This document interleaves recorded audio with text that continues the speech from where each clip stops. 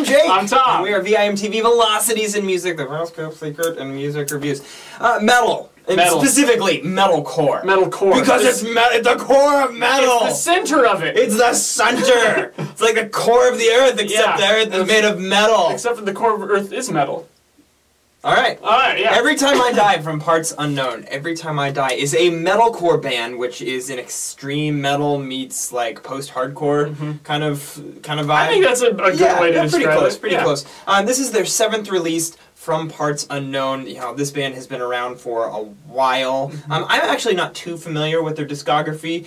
This is one of the first exposures I've had to the band. I mean, I've heard of the band before, but not really ever dove into their stuff in detail. So it was really fun approaching From Parts Unknown. Short album, 31 minutes. Is that what it was? Yep, that's right. It actually is a number of tracks. You know, you're talking 12 tracks here. And just, you know, from the moment that you put it on, it's just these monumentally huge chords that are just ripping your face apart. Tom, you are an expert. You're at least the guy who got me into metal music, and now I freaking love it. I created a monster. You did.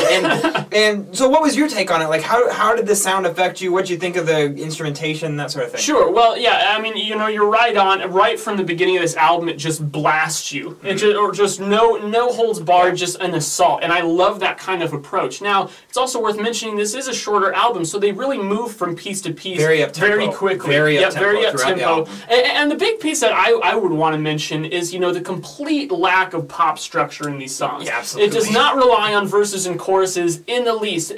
Very minimally, like very rarely on this album, I guess I should say, you have like a repeated quick vocal melody or something like that comes up maybe a couple times that you in could a song. Maybe argue as a chorus, but not in the traditional sense where you have like a 16-bar, you know, repeated melody land. And really what that does to the listener is, you know, you think about it, it just takes a while to sink your teeth into a record like this. Because, you know, in the typical pop structure, it's set up as kind of verse-chorus format because the idea is that by the end of the song, the artist wants you to even be able to sing along with the chorus by the first time you've listened to it, you know? And that kind of repetition can really do that. It lands that hook, it makes you remember the song. And I'm not saying, you know, that's not a qualitative statement. That's not inherently bad or good necessarily, but it's just different. And it makes for albums like this, I would say, to take a little bit longer. I found that I had to listen to this several times because when there's not repetition within a track or within an album, then really all you're left with for the first few listens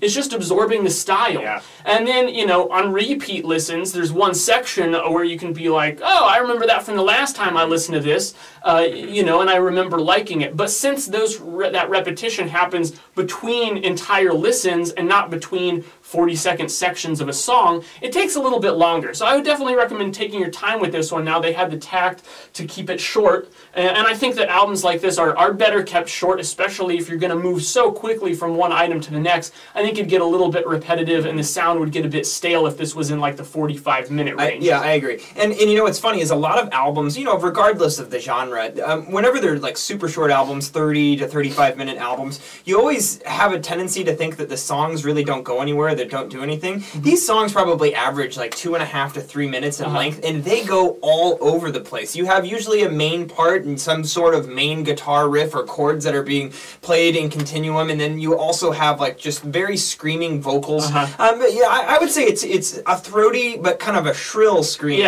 to it too, and it definitely takes on a post-hardcore vibe. Sometimes I swear I'm listening to post-hardcore. Glassjaw. Yeah, absolutely. Sure. Yeah. Glassjaw's a great comparison in the vocals.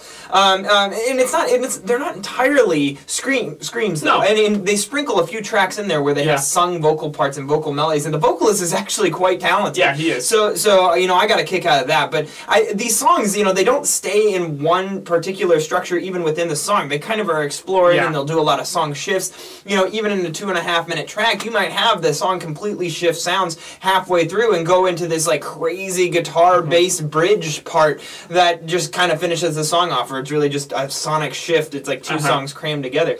And to do that on really short songs in a really short album, I mean, it's really, it just adds to the chaos, the sense of chaos, that sense of urgent chaos that this album provides. And you absolutely have to respect the musicianship driving that. Absolutely. Because, I mean, you listen to this album, and not in any one part are the drums, bass, and guitar not incredibly tight and together. Rhythmically, they're completely locked down, and when you have some crazy rhythms like this, that don't even repeat or establish any kind of format, then to be able to lock them in that tightly between all the musicians in the band is super impressive. And to me, that's one of the big kind of intellectual sweet spots about metal music, is just, you know, myself as a musician and any other musicians out there who listen to metal, I'm sure you can really appreciate, you know, the things like that. You're wowed by it. Exactly. Because I always think to myself two things when I'm listening to albums like this. I think, okay, first off, mad props just for being able to play that. How the hell do you play that well? And then second, how do you even write a song like that? How do you begin to say,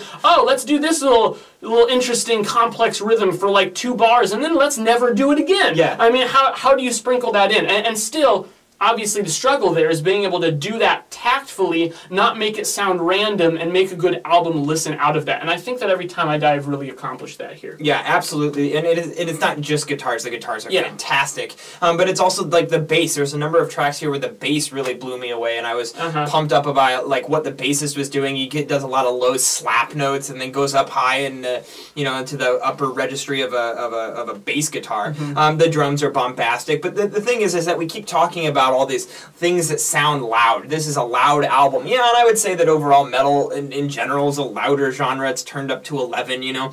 But what makes this album, I think, reach a higher level is the fact that they had attention to detail when it came to dynamics.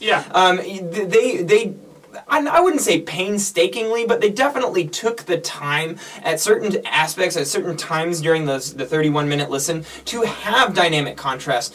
Track 6, More, has sung vocals and piano to start off with, and then it blows up in the second half of the song. Now, keep in mind, that's one of the longer tracks at 3.5 minutes. But still, you have over a minute of just piano and vocals. That is a huge sonic shift. There's another one where, another track later on the album where they drop to everything except the guitar and vocals, and it adds a serious, it brings your attention to the music and gets you invested in the song. And I think that that's the power of great songwriting that incorporates dynamic contrast, and these guys definitely realized that and incorporated that in a metal album, which is commendable, I think. Another thing that they do to provide some contrast, not in the dynamic range, but it's just rhythmic contrast. Because if you're not going to have a lot of highs and lows in the intensity, one thing you can really do to help switch things up is do a different rhythm. These guys all the time are switching between that classic kind of thrash punk with the offbeats of bum bum bum bum on the drums, go from that into something a little more flowing, a little more on beat. Switches like that, you know, you can still be rocking out at 11, and just a subtle change like that in the beat can completely mix things up. Yeah, and it can really grab the listener's attention, make it not sound so stale when you're playing, you know, even if you are playing at kind of the same volume or intensity level. Any negatives? Any reason why you wouldn't be like a 9 or a 90?